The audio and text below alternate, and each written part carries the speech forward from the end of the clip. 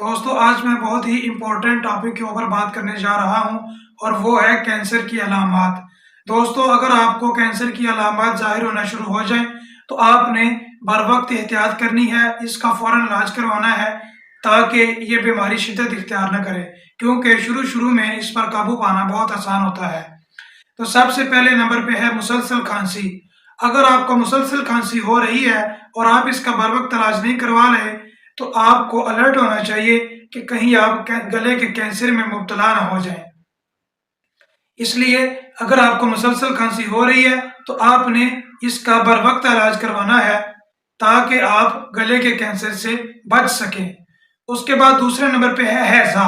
अगर आपको हैज़ा हुआ है और काफ़ी दिन हो चुके हैं लेकिन आप इसको सीरियस नहीं ले रहे और आपका मर्ज बढ़ता जा रहा है तो ये आपको मैदे के कैंसर की तरफ लेकर जाएगा, इसलिए आपने हैज़े का बर वक्त इलाज करना है। उसके बाद तीसरे नंबर पे है कब्ज़। अगर आपको कब्ज़ बहुत पुरानी हो गई है और आप इसका मुसलसल इलाज नहीं कर पा रहे तो आपको अलर्ट होना चाहिए कि आप कैंसर की तरफ जा रहे हैं, इसलिए आपने कब्ज़ का फौरी इलाज करना है ताकि आप कैंसर से बच सकें, क्योंकि कब्ज़ की वजह से मैदे का कैंसर भी हो जाता है।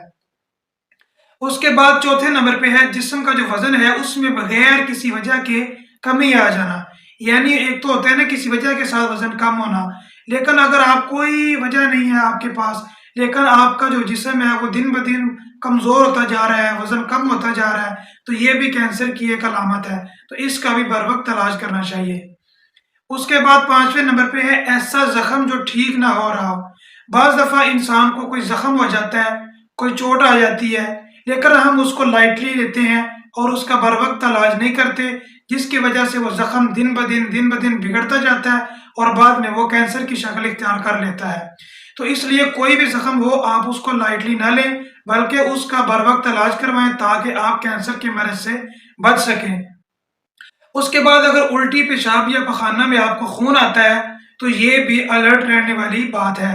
आपको बचना चाहिए, आपका इसका बर वक्त इलाज करवाना चाहिए, क्योंकि अगर उल्टी करते वक्त या पेशाब करते वक्त या पखाना करते वक्त आपको साथ साथ खून आ रहा है तो आपने इसका बर वक्त इलाज करवाना है, इसको लाइटली नहीं लेना, क्योंकि ये बाद में फिर कैंसर की सूरत इख्तियार कर जाता है। तो दोस्तों उम्मीद करता हूँ आपको वीडियो पसंद आई होगी। चैनल को फॉलो और सब्सक्राइब